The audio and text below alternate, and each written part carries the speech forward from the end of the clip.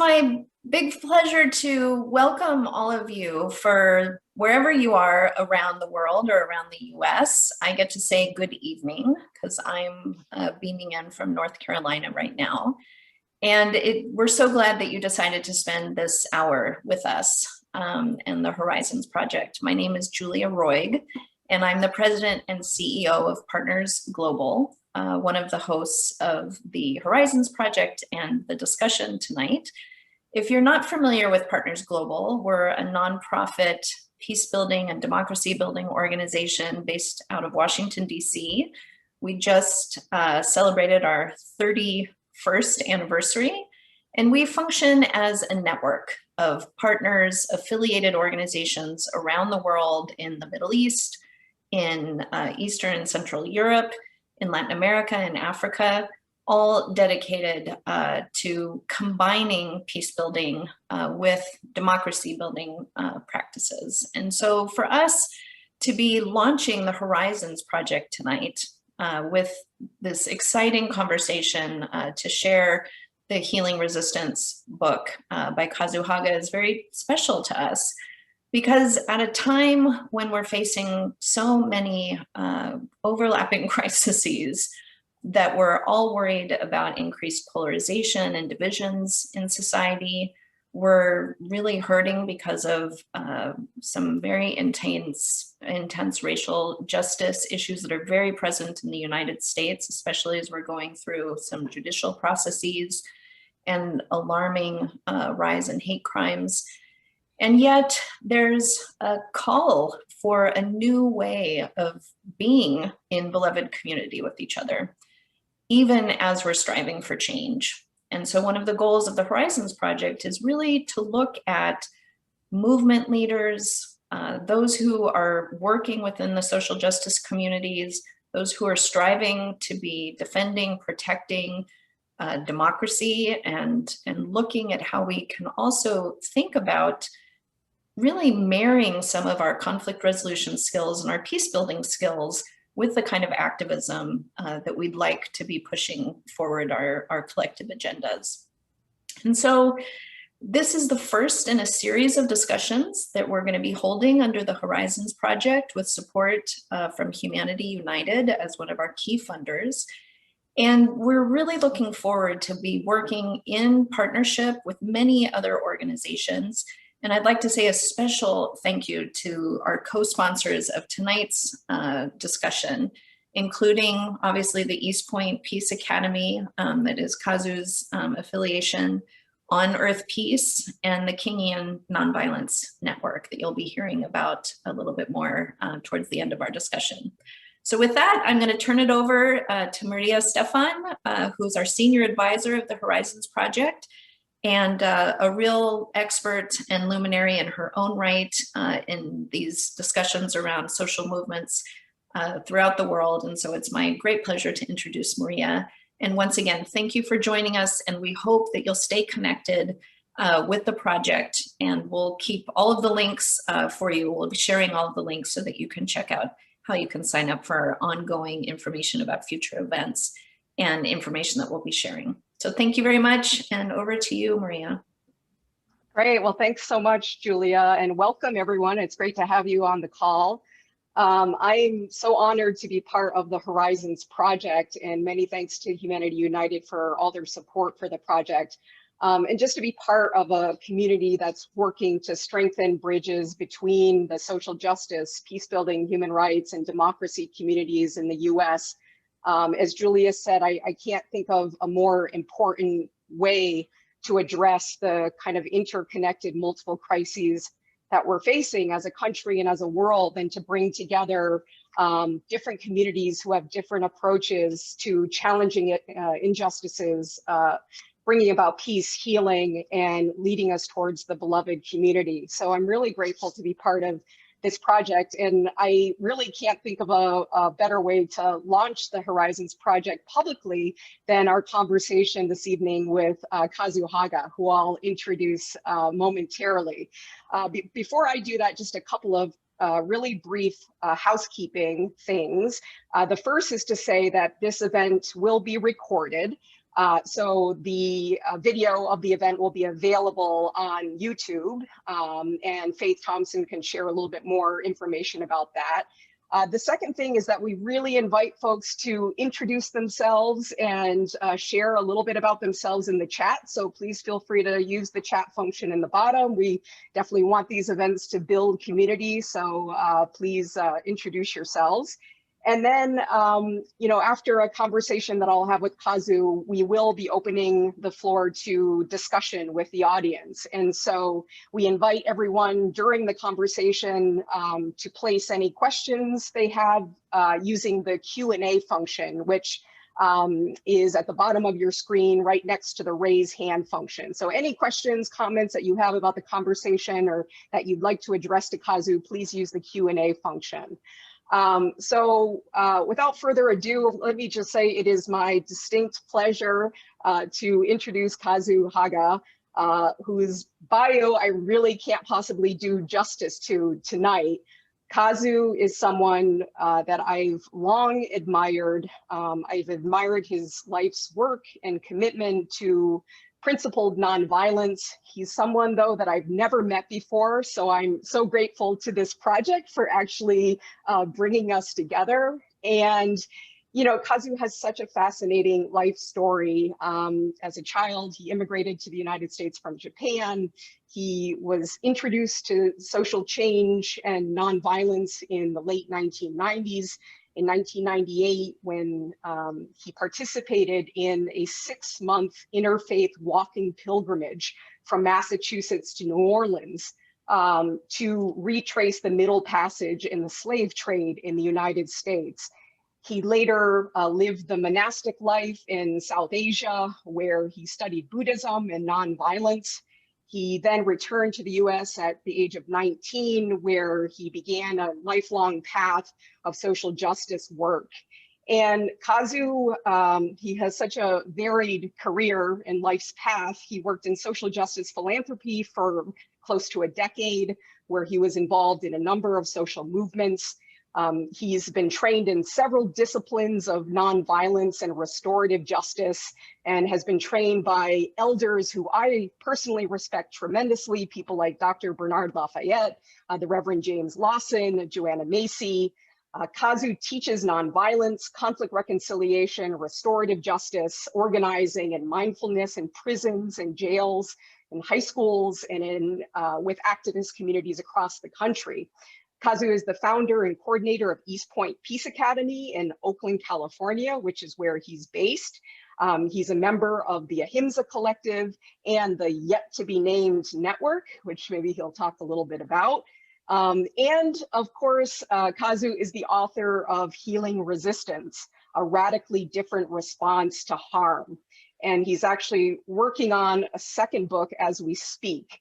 And Kazu, what I love about the book is that it's so deeply personal in many ways, and yet it's so funny also. There's so much humor and life in the book, and just your footnotes alone were so amusing to read. And it's just such a beautiful book. I commend it to everyone that has so many profound bits of wisdom throughout.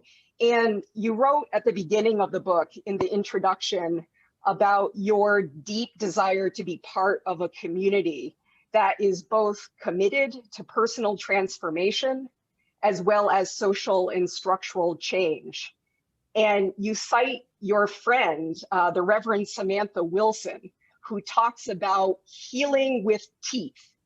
So let me kick things off, Kazu, and ask you to talk about this healing with teeth, what it means, and why you felt compelled to write the book. Yeah, thank you so much for that intro, and thank you for having me. Maria, as you know, I've been a fan of your work and an admirer of your work from afar as well. And when we, talked for the first time, whenever it was, a few months ago, and you started sharing a little bit about the work that you're doing with the Horizons Project, I was like, oh my God, how have we not met before? Because your work seems so resonant with where my work is at right now. So really grateful to be here, and grateful for all the folks that are on the call. Yeah, so healing with teeth, that was a comment that I heard at a training I don't know, 10 years ago, and it still really resonates with me. I think one of the things that I think about when I hear that term is how, particularly in progressive circles, I live in the Bay Area, I think the concept of healing has almost become mainstream. And in a way, that's good, right? Like we want nonviolence, healing, justice, all these things to become mainstream. And at the same time, whenever something becomes mainstream, there's a danger to it because it loses some of the essence. And I think when we look at a lot of like healing modalities and communities where various things around healing is happening, um, it's it's really powerful stuff in some contexts, but like I have been doing a lot of my work over the last 10, 15 years with incarcerated communities in the prisons, with marginalized communities here in Oakland. And like, I just have a sense that a lot of the stuff that's happening, like if I brought it to a prison, it just wouldn't work. Um, and I think part of it is because oftentimes when people talk about healing modalities, those conversations are happening in the absence of an analysis around systemic harm and historical harm. And we don't realize that a lot of the harm that people are living with today that we have to heal through is the result of a system that has brought violence to certain communities and not to other communities for 500 years, and that those systems still exist, and that those systems are continuing to cause harm in this moment, right? Like slavery wasn't this thing that happened hundreds of years ago and now it's over. Like that legacy continues to cause harm to people today. And so I think if we don't have the fierceness and the power and the teeth to really challenge these systems that are causing so much harm today, then we can be healing people's traumas all we want, but like these systems are causing more trauma at a faster rate than we can ever heal them on a one-to-one personal basis. And so we're constantly going to be spinning our wheels, right? And so I think for people who are doing healing work, we have to do that work within the context of systemic harm within that analysis. And at the same time, as I write in my book, when I spend time in activist communities who are working on addressing that systemic harm, there's oftentimes so much trauma that's present in those movements that we haven't been able to heal through. So that trauma gets manifested as harm that we do to ourselves within the movement, as well as in a lack of understanding about the need for healing on a larger systemic level. And so, part of the inspiration of writing this book was to try to explore what that intersection could look like, and can resistance work be healing, and can healing work have teeth and resist these systems? Yeah, I love that image. And you say in the book, Kazu, that we need a movement that is, in Dr. Martin Luther King's words, nonviolent but militant, as dramatic, dislocative, as disruptive, as attention-getting as riots, and that understands that the goal of such a movement is to bring together humanity and to heal. And so what does that look like for you in practice? Yeah, I wonder if it's easier to respond to that question at the smallest scale. So, when I was growing up, there was a lot of tension in my household, shall we say, and a lot of the things that we lived through when I was young really tore our family apart. And at least with my immediate family, my mom and my siblings, my two sisters, it didn't tear us apart in the sense that like we don't hate each other. We all have a relatively good relationship. We don't argue a lot. And yet there's a certain level of closeness and intimacy that we haven't had for 30 years because of a lot of the traumatic experiences that we lived through. And at some point in my life, I really wanted to commit to trying to repair some of those harms. And the process of trying to start at that repair required me to start some conversations with my family that were really, really difficult to do. and that it took me years and years of personal work to build up the courage to do it. And it was the scariest thing that I could think of in my life to do. And starting those conversations about harms that we experienced 30 years ago that we haven't really talked about since then caused a lot of disruption, right? Like we had this, at least a surface level sense of peace in our family because we didn't argue, because we did get along. And opening up those conversations required us to rip off that veil and to have really difficult conversations. And it disrupted the sense of peace that we had in our family. And I think that's what healing requires, right? It's what nonviolence requires, is that disruption. I think in the same way that, healing my own childhood trauma required us to have these difficult conversations about things that I experienced when I was a child, this country needs to have conversations about the trauma that it experienced in its collective infancy, right? As this country was beginning to form, it experienced the genocide of indigenous peoples, it experienced the enslavement of African peoples, and those are like this country's collective childhood trauma. And to begin the process of healing from that requires a massive disruption of the sense of false peace that we have in our country, that like everything's okay here. And so I think having those conversations is going to be difficult. It's going to be scary. It's going to be awkward. It's going to be tense. But nonviolence is about cultivating the courage to move through those conversations in a way that is healing. And so, yeah, I think the work of healing is hugely disruptive. And I think we need to kind of cultivate the courage to buckle down and get through that kind of disruption. Mm-hmm. And it's interesting, you talk about some of the challenges and the misperceptions about peace, about nonviolence. And so just the idea of disrupting negative peace may, be somewhat shocking and jarring for some people. So can you talk a little bit about, some of the misconceptions that you've encountered and like what you mean by disrupting negative peace? Yeah. So, this is something I wrote about in my book. So if you've read the book, I apologize for going over it again, but I just feel like this is the best story. The example that I always use when I talk about negative peace is the story of Autherine Lucy, who was the first Black student ever to go to the University of Alabama in Tuscaloosa. And as you can imagine, the first day that a Black student showed up at the University of Alabama, which had always been a segregated school in the South in Alabama, in Tuscaloosa, there was violence. A riot broke out and the KKK showed up and a mob surrounded the car she was traveling in and climbed up on top of it.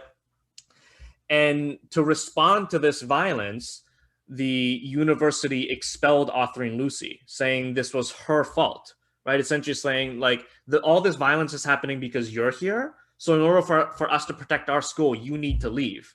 And so they kicked her out.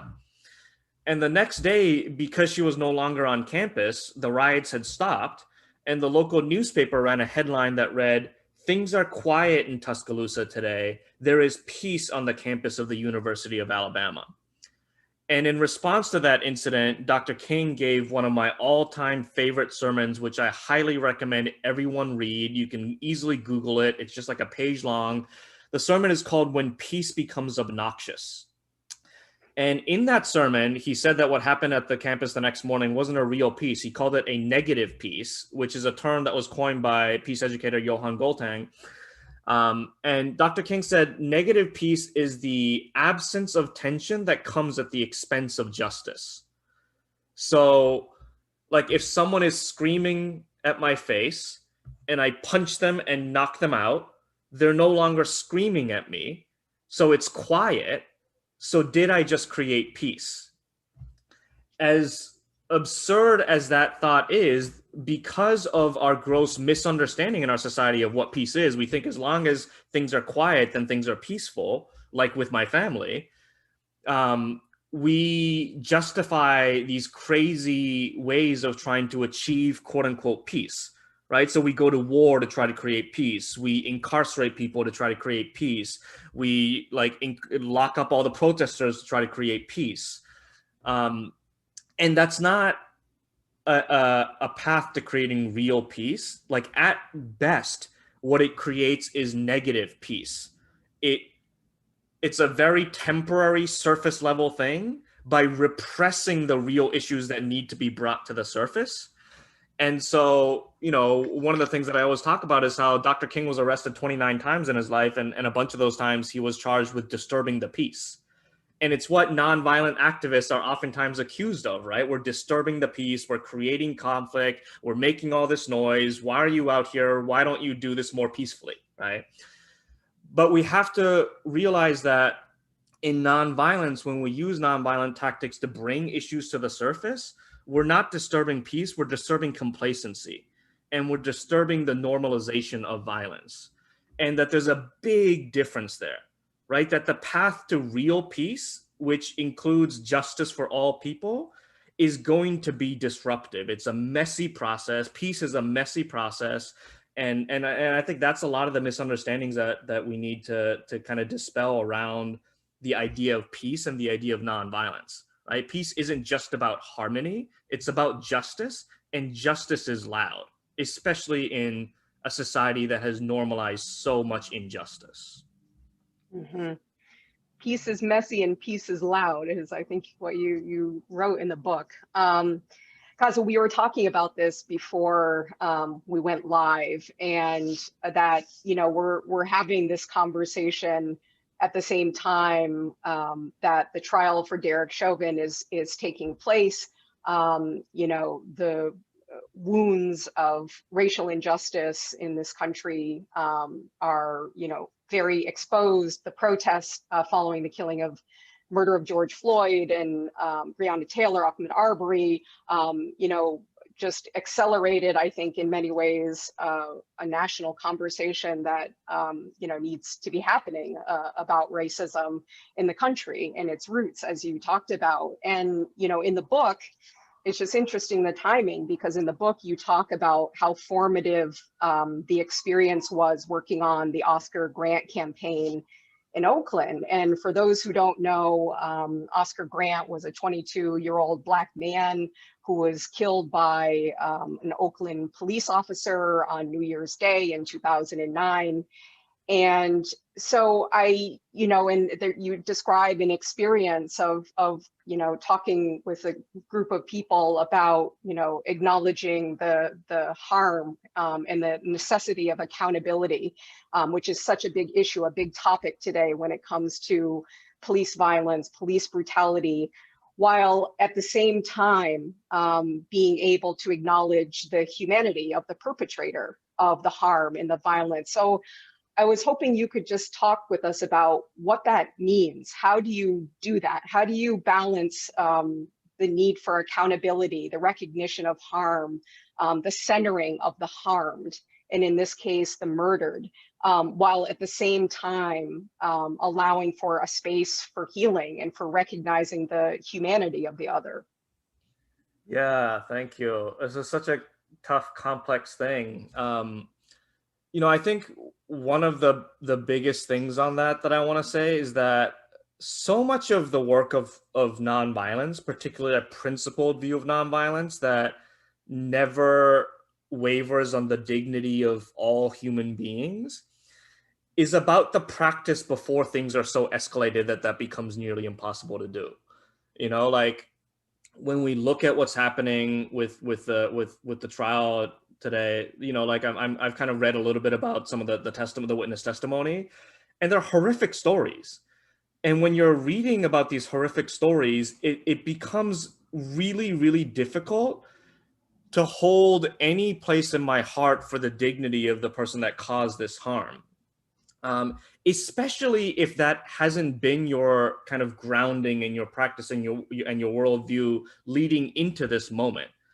I think oftentimes we wait until there's a riot or we wait until someone's been killed, and then we ask, well, what can nonviolence do about it? And of course, there's a lot that nonviolence can do in response to it, and there's a lot that nonviolence needs to do in response to it. But there's also a way in which that's almost like, asking someone to wait until you're in a fight to start learning about martial arts and self-defense. It's a little bit late in the game, right?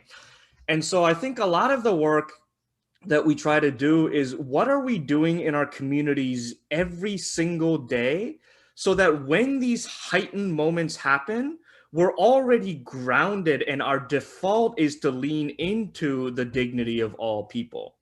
Um, and I think part of it is about like really understanding the, one of the principles in Kingian Nonviolence is attack forces of evil, not persons doing evil.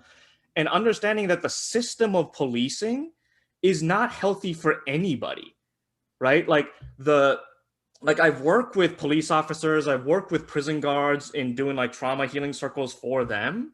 And like the suicide rates and the domestic violence rates and the alcoholism rates and all of those are through the roof in law enforcement, because that is not a healthy job, right? That system is violent for everybody involved. And so the work that we need to do is not just to create space for individual accountability, but to really acknowledge that these systems of harm don't serve anybody. And that's the thing that we need to be angry at, right? And the last thing I'll say is, I think one of the things that I didn't fully appreciate and realize when I was organizing around the Oscar Grant shooting back in 2009 was the righteousness of the rage, right? Like when a community has faced nothing but violence from the state for 400, 500 years, every bit of that rage that gets poured out into the streets, regardless of how it gets expressed, is legitimate and it is righteous. And I think as community leaders, we need to create more safe containers for that rage to be seen and for that rage to be honored. Because if we don't create safe containers for that to be released, it's going to get released on a gas station.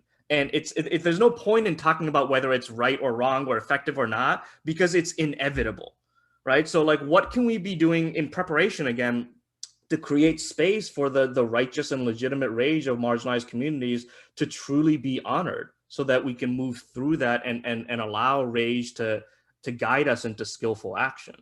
So I think so much of it is like what we do in preparation. And what does it mean to create those spaces? I mean, just on that point, what does it mean to create such containers where, the expressions of rage, of grief can take place while, you talk in the book about, rage and anger can be the spark, but you need charcoal that's a little bit cooler to be able to fuel the movement, essentially. So how do you think about creating those spaces for these kind of conversations? Yeah, so like charcoal is like, it's much more controllable, right? Like charcoal is what you use to grill food because you can focus that energy a lot more. And so I think oftentimes but to create charcoal, you sometimes need to like let something burn for a while, right? And then it settles into that charcoal.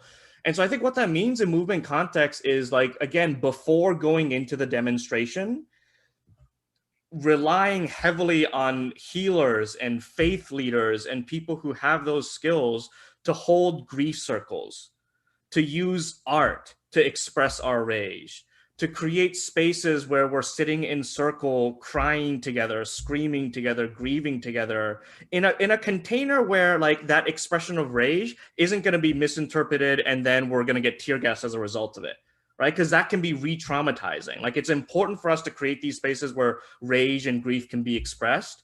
But if we're getting arrested while we're doing that, that can be re-traumatizing. So how do we create safe containers for us to do that, so that that rage can settle into a charcoal, and then we bring that charcoal with us into the streets? Kind of how I'd see it. No, that's great. And you emphasize throughout the book the importance of training and practice and preparation. And so, what do you think, what are the collective muscles that we need built up both individually and as a society? And how do we think about training and practically flexing those muscles to be prepared more for the kinds of moments that you were talking about? Yeah, there's so much. There's so much, right? I mean, East Point is a training organization. I feel like there's like this endless amount of trainings that we want to offer, that we want to partner with other groups to offer. I know for myself, again, like it starts with having those difficult conversations with my family. like in addition to me needing that for the health of my family, I actually see that as training for me when I'm on the front lines, because the more I can heal my own childhood traumas, the less likely it is that my traumas are going to be re-triggered when I'm in a front lines action. And then all of my values and long-term planning and all that goes out the window because now I'm operating from a trauma response. I think another thing that I do on my own is, I wrote about this in my book too. Like I take in a lot of conservative media as a way to try to like break out of this like constant like self-reinforcing thing of this echo chamber of my own political beliefs, and challenging myself in that way. Like I think our ability to see nuance and our ability to hold paradox is one of the most important things that we can train ourselves in right now, is to not see things in black and white. Like the second book that I'm working on is a lot of it is about infusing the new sciences around trauma healing with nonviolent direct action work. And we know that when our trauma is triggered and when we're operating from the more or the less evolved parts of our brain, the amygdala and that, we see everything in black and white because that's what survival is about. Survival is about black and white. It's about you're either a threat to my life or you're not. And so it makes sense from a survival mechanism, but the reality is that our world is never black and white, and our ability to see nuance is so important in our ability to like see truth for what it is. And so I think anything we can do to see nuance, anything we can practice to help regulate our emotions, all of that I think has to be incorporated in this kind of new generation of nonviolent direct action trainings. We're used to doing the blockades and that kind of thing, but like, how do we learn to regulate our emotions? How do we learn to breathe together? I think all of that has to be considered part of nonviolence trainings. Yes, for sure. And this was, I mean, my former position at the U.S. Institute of Peace, we developed a curriculum that was very much kind of bringing together the tools and approaches of peace building and dialogue, negotiation, mediation with direct action, called the SNAP Guide, Synergizing Nonviolent Action in Peace Building. And it just strikes me that more and more we just need to kind of consciously, intentionally integrate these different practices so they're seen as kind of a holistic whole, if you will. Kazu, we're about ready to enter the Q&A with the audience. So I would encourage everyone to start, if you haven't already, typing out some questions in the Q&A box. But kind of one last question from my side, Kazu, which is about just this fascinating notion. You're the founder of East Point Peace Academy that does, trainings with activists and prisoners and different groups across the US.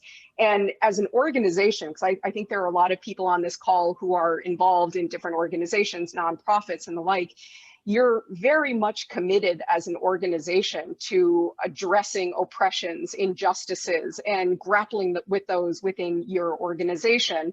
And you have a work plan that's 250 years. So you have a 250-year-long work plan. And I was just wondering, can you tell us a little bit about that? Because that's very impressive. Yeah, we're in the process of developing it. It might take us 100 years to develop the 250-year work plan. We try to operate very differently because we acknowledge that the traditional nonprofit structure is based on a for-profit business model, right? Like they basically took the tax code from like for-profit corporations and then just imposed it over here in nonprofit work. And I think that did a lot to damage revolutionary movement work. And so we try to operate very differently. We don't have job titles. We don't have job descriptions. We don't earn paid vacation. We think self-care is part of the work. We try to do things radically differently. And the 250-year work plan is part of that. I think sometimes it's easy to become like hopeless and desperate every time there's a new police shooting, every time a new war breaks out.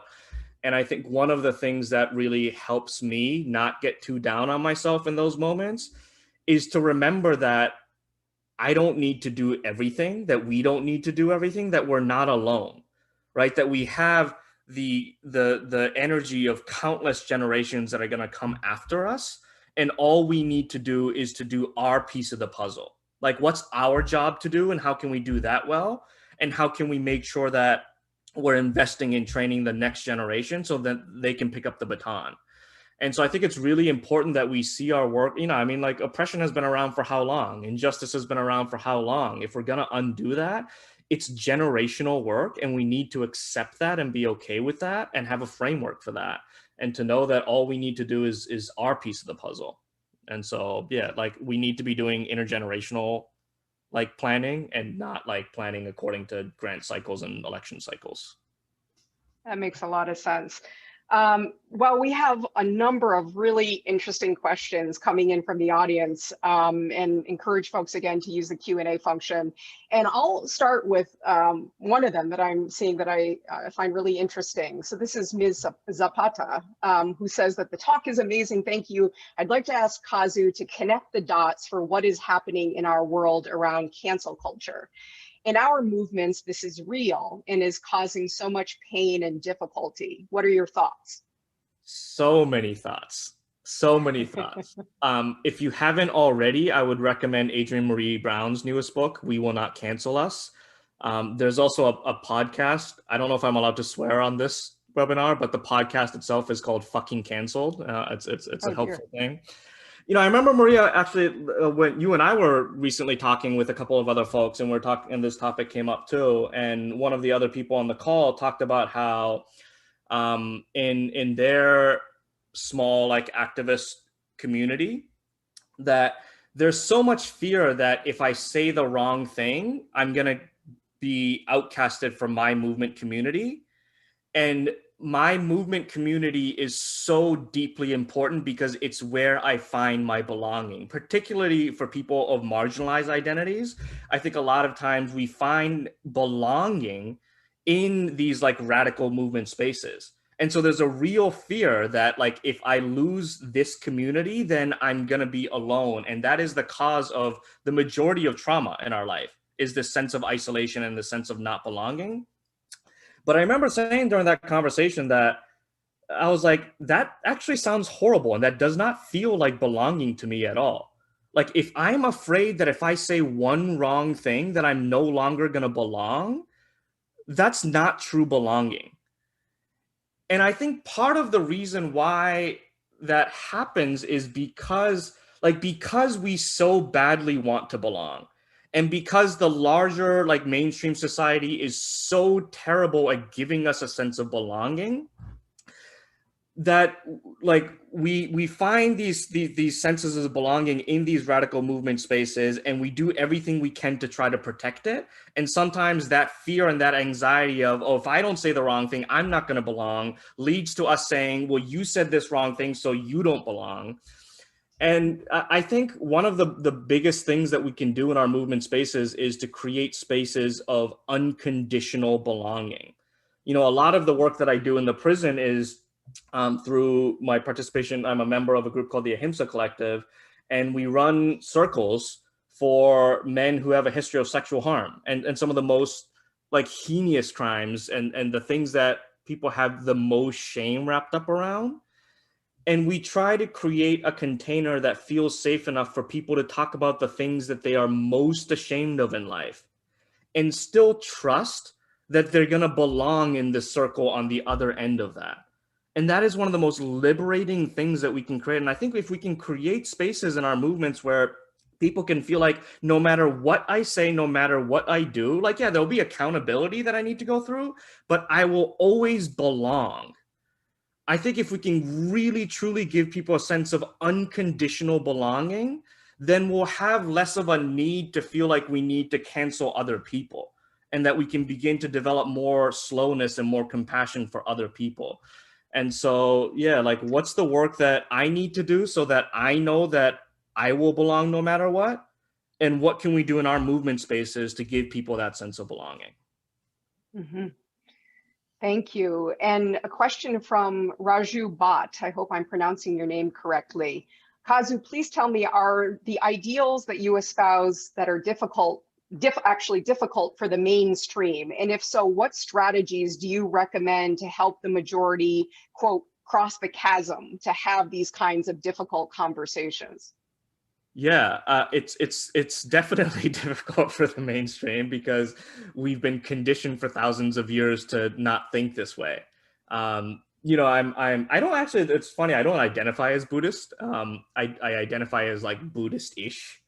Um, I'm giving a workshop this Saturday on, it's called The Dharma of Dr. King, the relationship between Buddhism and nonviolence. And one of the things I've been talking a lot about is how the Buddha taught that the path to liberation is to go against the stream of what feels natural, right? Like within a Buddhist context, he talked about how we're all born with this natural desire to cling to things that feel good and to be averse to things that don't feel good. And that's natural. But the path to liberation is to actually go against the flow of what feels natural and to lean into suffering, to lean into what hurts so that we can really face it. And I think nonviolence is the same way, right? Like it doesn't feel natural in a lot of ways. Like it doesn't feel natural for me to try to cultivate compassion for the person that hurt me. But that, it turns out, is the path to liberation. As long as I'm holding resentment for people, I will never be free. And so, this is something that we talk about all the time in our work, and I wrote about in my book too. Like hating someone is like drinking poison and expecting the other person to die, right? That it hurts me more than it hurts the person that I'm hating. And so being able to forgive that person is actually a path to my own liberation. And it doesn't feel natural, and it's certainly not mainstream. So yeah, it's definitely goes against mainstream values. And, I think the best we can do to kind of cross that chasm is to tell stories. Like I always, when I train trainers, I always tell people, like, people don't remember theory, they remember stories. Like, what are the stories from your life where you remember what it felt like for you, that you had so much hatred and resentment towards someone that you couldn't do anything like to move forward in your life? We all know what that feels like, right? And so I think slowly, by sharing our own stories, like stories are such a sacred gift, and I think the more we can start to tell our own stories, the more we can cross that gap. Mm-hmm. And I'm going to combine a couple of questions, Kazu. So one question was, how do you explicitly integrate anti-racism with Kingian nonviolence? And then there was a question about whether you could talk about reparations. Yeah, the second one is huge. I can talk about that forever. So I'll just quickly address the first one first. I think one of the things that spiritual practice has helped me with, and it doesn't have to be spiritual practice, it can be going to nature, it can be singing a song, reading and writing poetry, but these kinds of things that get us out of our head, it helps me to hold paradox, and it helps to remember that truth is not a zero-sum game. And I say that because I think within Kingian nonviolence, there's an understanding that, like, the ultimate truth, the ultimate reality is that we are all interdependent, right? That we are part of this one community called beloved community. And within that, we have to understand and really have a good understanding of positionality, right? Like, yes, we're all one beloved community. And within that beloved community, there are so many different ways that we relate to oppression and privilege and power and violence and things like that. So I think a lot of Kingian nonviolence is about, like, holding that paradox of knowing that we need to practice both, like the deepening and the understanding that we're all one and the same, that we are part of beloved community. And within that, there's so many dynamics that we need to be explicit about. And as far as reparations, I guess it's related because I was doing another presentation just yesterday, and someone was telling me, like, I almost give up on the idea of racial reconciliation. Like, I don't know that it's possible. And I was saying that I think part of why racial healing and racial reconciliation feels impossible at times is because in a lot of the places where that conversation is happening, we skip the step of accountability and restitution and reparations. Like, I think oftentimes we move too fast towards healing. Oh, we need healing, we need reconciliation, we need forgiveness. But restitution, accountability, reconciliation, reparations is a prerequisite to healing and reconciliation, right? That, like, accountability has to be part of the process if we're really going to heal through harm. And so I think if we're really serious about racial healing and racial reconciliation in this country, we have to like tell the truth of what happened and do what we can to repair the harm in a real concrete way. So as an organization, we are really committed to, like, East Point Peace Academy redistributes 10% of our general budget every year in reparations to Black and Indigenous led organizations. I myself have a personal reparations practice where I redistribute 8% of my income to Black and Indigenous led organizations. So yeah, I think it's a really critical part of the healing process. And yeah, there's so much more that I can say to that, but I'll pause there for now. No, that's very helpful. Thanks, Kazu. So, yeah, there are a lot of questions. I'm looking at one here. How do we understand the beloved community and welcome those we otherwise might have the reaction of wanting them to be exiled? And I think it makes me think of, in your book, Kazu, you mentioned that one of the biggest challenges is this notion of who belongs in the beloved community. And so how do you, understand and promote the idea of a beloved community in this kind of very toxically polarized society that we're living in? Yeah, a couple of things. One of the things that I always say about beloved community is that building beloved community is not about loving the people that are easy to love. Like we oftentimes think of beloved community as like, oh, my church is my beloved community, my family is my beloved community. And those are loving communities. But when Dr. King talked about beloved community, like he was talking about all people. And one of my friends, Sierra, years ago, when we were doing a training together, she said, beloved community is a really big place. And someone that I don't like could be way over there in beloved community, but they're still part of beloved community. It doesn't mean that I need to invite everyone over for dinner, but it means that I need to honor the sanctity of that person's life and their dignity as a human being. And, one of the things that I really learned in doing work in the prison system is this truth that, like, once you can slow down enough to hear someone's story, then everything they do begins to make sense.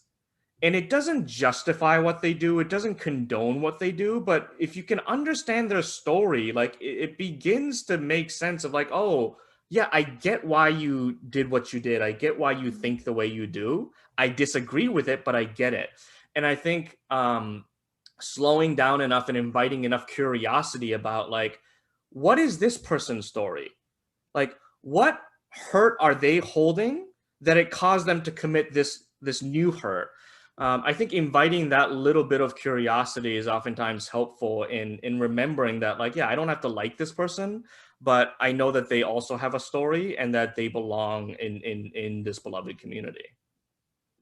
And related to that, the importance of storytelling, there's a question from Nonviolence International, which is asking, what is the role of, or how can we use the arts, music, storytelling more effectively as part of our movements?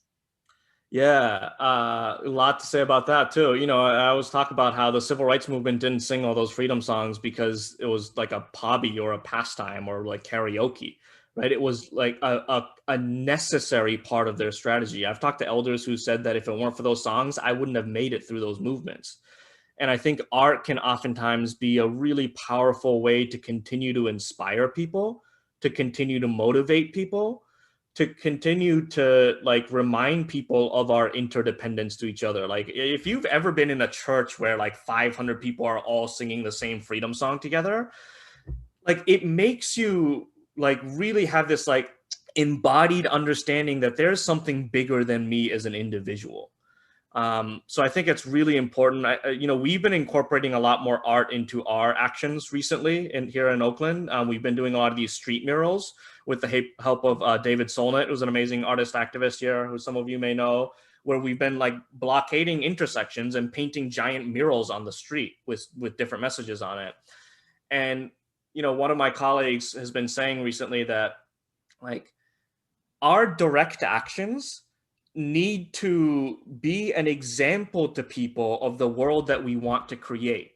And we want to create beauty. So I no longer want to be part of direct actions that aren't beautiful. Like direct actions can be militant, it can be shutting down intersection and highways, but it can also be beautiful. So how do we incorporate beauty into our work more? And obviously art, song, storytelling is one powerful way to do that. That's beautiful. And I think we have one of the members of Beautiful Trouble on the call as well. So I'm sure she appreciates the shout out to beautiful creative resistance. So we have time for a couple more questions, Kazu. So one, in your book, if I recall correctly, you mentioned a desire to explore options that are new and disruptive forms of resistance beyond protests, maybe, since the methods developed at the time were radical and disruptive, whereas now the system has built capacities to accommodate them or to expect them. This intrigued me and resonated. Would you be willing to speak a bit more about it? Yeah, I mean, we're definitely still in the experimentation phase, but one of the things I write about in my book is that when in the civil rights movement, the idea of like mass arrests and packing the jails to put pressure on the system was revolutionary. Right? The state had no idea how to respond. And these days, if the police arrest 100, 200 people, like they're ready for that. And so it actually doesn't put pressure on the system in the same way that it used to. And so we need to get creative, right? And one of the things that we're exploring with this new training that we've developed called Fierce Vulnerability, which is also the title of the next book that I'm working on, is like what would it look like if we viewed nonviolent direct action as a modality of collective trauma healing? Like if we took everything that we know about what it takes to heal someone's trauma on a one-to-one level and extrapolated it to direct action spaces, what kind of direct actions could we design? One example is when a friend of mine was involved in an action where they occupied the governor's mansion in, I believe it was North Carolina, to protest the pipeline that was going through a lot of low-income communities there. They decided not to chant. They decided not to hold signs. And they all went in and they sat in a circle and they invited when the governor's office sent their PR person to talk to them, they invited this person into the circle and they all went around and talked about why each person is there and how they are desperately scared of the future that we are leaving behind for their children, many of them coming to tears. And that apparently got the PR person from the governor's office also to almost be in tears. And so, we're thinking about like, how can we use radical forms of direct action? And even in those escalated moments, like, can we do things that create like even like a brief moment of connection and just like a crack in the armor through which we can engage in more dialogue and more healing and more like seeing the other's humanity. And so, all we have right now are a bunch of questions and experiments. So I don't have any answers. But that's really what we're exploring is like, can we use direct action to actually, in direct action work, there's a culture of like, shut it down. We're here to shut things down. And one of the questions that we're asking is like, tactically, can we shut things down while spiritually, can we open things up? Can we open up opportunities for dialogue and healing, even in the midst of an action where we're shutting down a government building or whatever it might be? I love that. And that's really healing resistance in many ways. So one more question, and then we're going to invite Matt Gwynn, who is with On Earth Peace and the Kingian Nonviolence Network, to talk a little bit about the work of those two organizations. We're so grateful to On Earth Peace and the Kingian Nonviolence Network and East Point Peace Academy for co-sponsoring today. So before we do that, Kazu, the question I think about rage and anger has generated a lot of conversation. So your comments on rage and trauma healing reminded me of Johann Galtung's definition of violence as, quote, avoidable harm. Trying to stop people from being angry and experiencing rage can cause a lot of avoidable harm.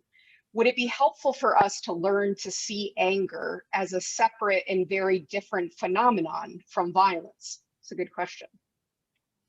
Yeah, I think so. A couple other definitions of things like anger and violence come to mind. Marshall Rosenberg says that violence is the tragic expression of unmet needs, which I think is a really powerful definition. And that if we can meet people's needs, then perhaps we wouldn't choose strategies that involve of violence.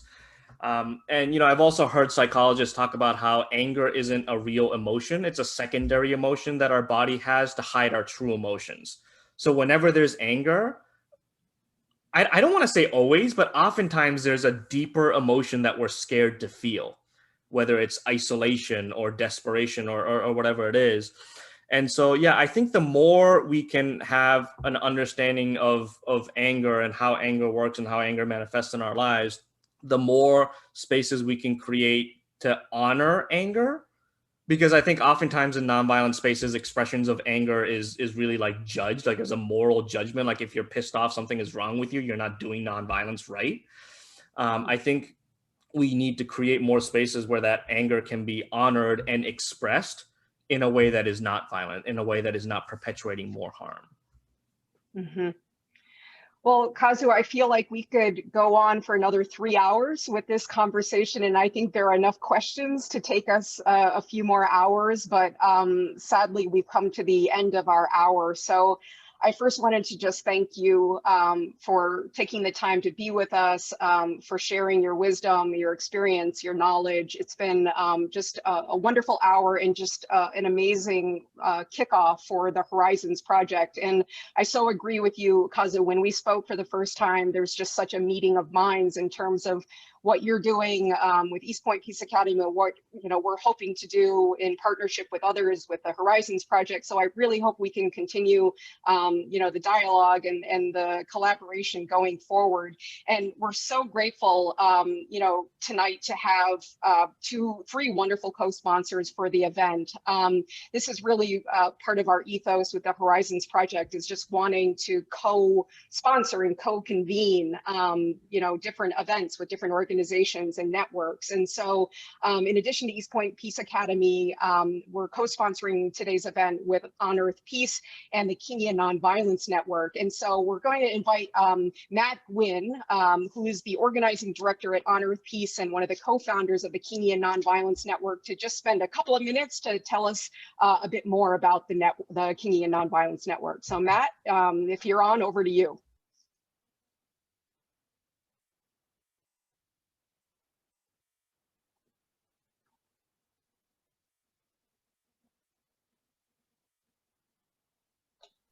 Let's see, are we able to get Matt on? All right. There we go. Yeah, Hello. they had to change my status. So my name is Matt Gwynn, and this has been so wonderful to listen to. Thank you, Kazu, and thank you, Maria. I blended your names there for a minute. I'm the organizing director with On Earth Peace, which is a 46-year-old organization that's rooted in the peace and justice church movement, using Kingian nonviolence for leadership development and organizing. We're currently working with 29 people in 8 countries who are completing their level 1 certification as Kingian nonviolence trainers with us, and developing learning action communities, including one on Kingian nonviolence, where people are coming together to learn and practice. But I especially want to talk about the Kingian Nonviolence Network, which is an emerging relational network of organizations that are specifically applying Kingian nonviolence in their own communities. In some cases, institutionalizing it in schools from elementary to university, or community organizing, or youth leadership development programs, cultural organizing, in prisons and jails. The network in its current form grew organically out of some online Kingian nonviolence training that Kazu and I started organizing in 2013. And a Kingian nonviolence coordinating committee is now meeting twice a month to build relationships and explore common projects and mutual support. So I put a link in the chat. to the new website where we're still adding centers. And so if you're on this call and you look at that centers list and you're like, we're a Kingian Center, where are we? It's that we're growing organically, and would love to have you there and in our meetings. So if there are people from other Kingian Centers on the call, I ask for a roll call in the chat. Please name it. And also, if anybody wants to get connected with the work, I'm going to put an email address into chat. And please follow up with us so that we can build together. Thank you so much, Kazu and Maria and Julia and Partners Global. Wonderful. Thank you so much, Matt. And Julia has dropped in the chat as well information about how to stay in touch with us at the Horizons Project, and just a flag that we have an upcoming event on April the 9th on good versus toxic polarization, where we want to hear from activists, peace builder scholars, and the panelists will be Dr. Peter Coleman and Tabitha Pohl-Moore, a great friend and racial justice advocate from Vermont. And so we invite you all to stay in touch and to join us for future events. But for now, thank you again so much to Kazu for being with us this evening, to Matt and Honor of Peace and the Kingian Nonviolence Network for co-sponsoring. Thank you all for spending part of your day and evening with us. And we look forward to being in touch and staying in touch and having you with us at future events. So have a wonderful evening, everyone. Thank you all so much. Thank you, Maria.